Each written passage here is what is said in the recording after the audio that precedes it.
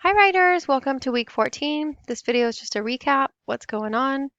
We're calling it multitasking this week. We're wrapping up Fences, our essay number 3, whichever option you decided. I hope that many of you were able to go and see the performance of the play The Ghetto at Ventura College.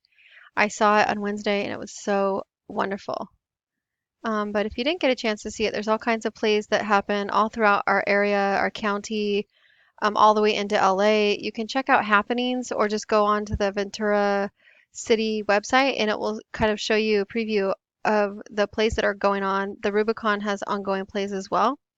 And so if you're still waiting to see a play live, there's lots of opportunities to do that. I know that Ojai has one or two smaller theaters, black box theaters, and I'm pretty sure Santa Paula has the theater as well. So check any of those out if you get the chance. So again, we're wrapping up unit number 3 on drama, and we are gliding ever so smoothly into our last unit on the novel with a really great novel by Ruth Ozeki, A Tale for the Time Being. Such a good opportunity for us to explore so many amazing themes and really cool characters and beautiful storylines kind of happening simultaneously in this novel. So that's kind of what we're moving into. There are two discussions this week. One of them is really kind of just introducing you to the novel itself, giving you a feel for the author, Ruth Ozeki. I am no Ruth Ozeki scholar. I am newer to her fan club. In fact, I went on a writing retreat for the last year with a well-known writer named Natalie Goldberg, who is one of my mentors. And so I was in a writing intensive for the last year, and we read books and we did lots of writing. And one of the books that we read was A Tale for the Time Being. And so that was part of our curriculum at the writing intensive in Santa Fe at a place called Upaya, which is one of my favorite Zen centers ever.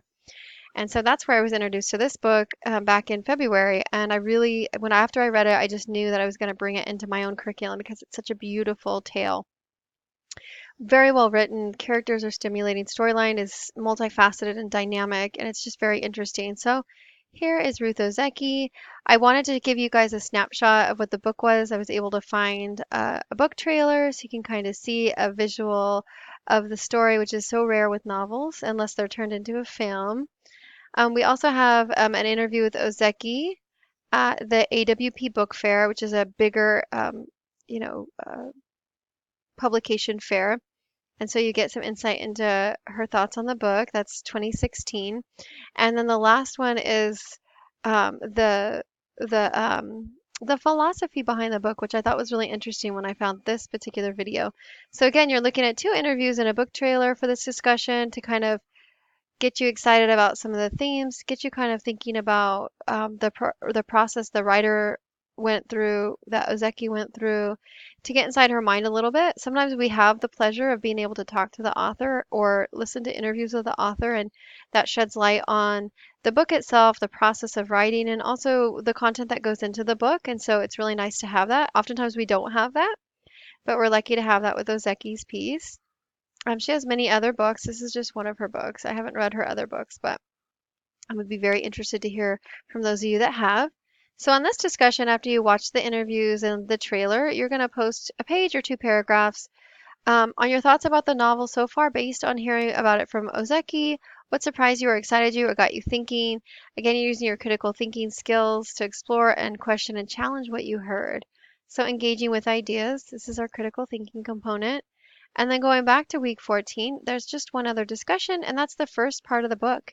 The novel is divided into 4 parts, and so I've really looked at our schedule and tried to break it down to where it's manageable. I know that for some people have a hard time finding that quiet space, and so I just want you to remember that this is your education and that this is your time, and that it's very important that you can carve out time for yourself to get into that quiet, comfortable space, just like you would if you were meditating, but especially when you're reading and delving into a world of ideas.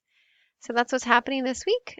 We have our quiz on drama on Fences still open, and then the play is also still open for you to post by Wednesday. Have a great week 14. I'm excited to discuss the novel with you. Just to click on the second discussion quickly, This one is just asking you to look at that first chunk of the novel, part one, and then what you're going to do is you are going to take notes in your journal, and you can pull some of those literary concepts or those quotes from the novel. You're going to tie them into the literary concepts from story. Even though this is a novel, you're looking specifically at tone and theme and plot and characters and setting, all the things that you were looking at with short story as well. And so that's what's happening in this discussion. You're going to share some of you're going to actually share a line that stirs you, but you're going to tie it into, or a chunk that stirred you from the beginning. And I want you to challenge yourself and try to tie it into 5 concepts of short story or of novels of story. And so think about the concepts you find the most interesting, and maybe you even would like to focus on a specific character that's introduced in this chunk. Totally up to you. I also attached the What Are Stories introduction PDF from the very first unit because, again, we're looking at a novel, but the elements of literary analysis are similar with a novel and a short story. So, again, you're going to post here, and don't forget to read and respond to your classmates' post. Welcome to week 14. That's what's happening this week.